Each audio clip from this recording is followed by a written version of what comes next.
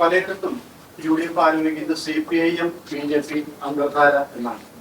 എന്നാൽ തൃശൂർ ജില്ലയിൽ തന്നെ ചാവക്കാട് ഗുരുവായൂർ മേഖലയിൽ ഒരേ സമയം ജമാഅത്തെ ഇസ്ലാമിയായിട്ടും BJP ആയിട്ടും താല്പര്യമുണ്ട്. കടപ്പുറം ജില്ലാ പഞ്ചായത്തിന്റെ വിഷയം പോലും BJP സ്വാധീന മേഖലയുള്ള പ്രദേശത്ത് പോലും അവർ സ്ഥാനാർത്ഥി നിർത്താതെയാണ് സംശയിക്കുന്നത്.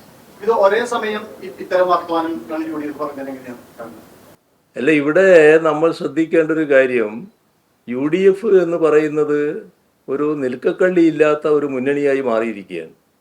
അപ്പോൾ അവർക്കറിയാം, സാധാരണഗതിയിൽ അവരുടേതായ ശക്തി കൊണ്ട് മാത്രം കേരളത്തിൽ ഇപ്പോൾ LDFനെ നേരിടാനാകില്ല എന്ന്.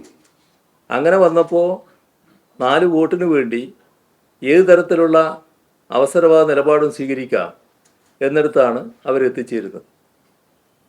അതിൻ്റെ ഭാഗമായി ആരുമായും കൂട്ടുകൂടാൻ തയ്യാറാകുന്ന നിലയാണ് സ്വീകരിക്കുന്നത്. അതേസമയം എവിടെയെങ്കിലും BJPയുമായി ഒത്തുപോകാൻ പറ്റുമെങ്കിൽ അതിനും ഒരു ശങ്കയും അവർക്കില്ല എന്നതും നമ്മുടെ അനുഭവത്തിലുള്ള കാര്യങ്ങളാണ്.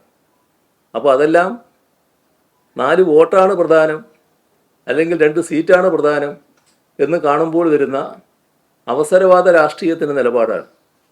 യഥാർത്ഥത്തിൽ ഇത്തരം ശക്തികളെ പ്രോത്സാഹിപ്പിക്കുന്ന നില വന്നാൽ എന്താണ് നമ്മുടെ നാടിൻ്റെ ഭാവിക്ക് സംഭവിക്കുക എന്നതാണ് ചിന്തിക്കേണ്ടത്.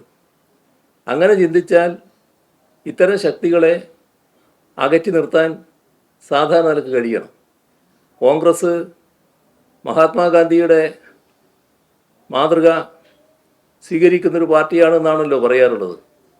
പക്ഷേ അത്തരത്തിലുള്ള എല്ലാ കാര്യങ്ങളും ഉപേക്ഷിച്ചുകൊണ്ടുള്ള നിലപാടാണ് ഇപ്പോഴത്തെ കോൺഗ്രസ് നേതൃത്വം കേരളത്തിൽ സ്വീകരിച്ചു പോകുന്നത്. 4 സീറ്റ് പ്രധാനമെന്ന് കണ്ടുകൊണ്ട് ഏത് തരത്തിലുള്ള വർഗീയതയും പ്രോത്സാഹിപ്പിക്കാം, തൽക്കാലം കുറച്ച് വോട്ട് വേണം, ആ ഒരു അവസരവാദ നിലപാടാണ് സ്വീകരിച്ചു പോകുന്നത്.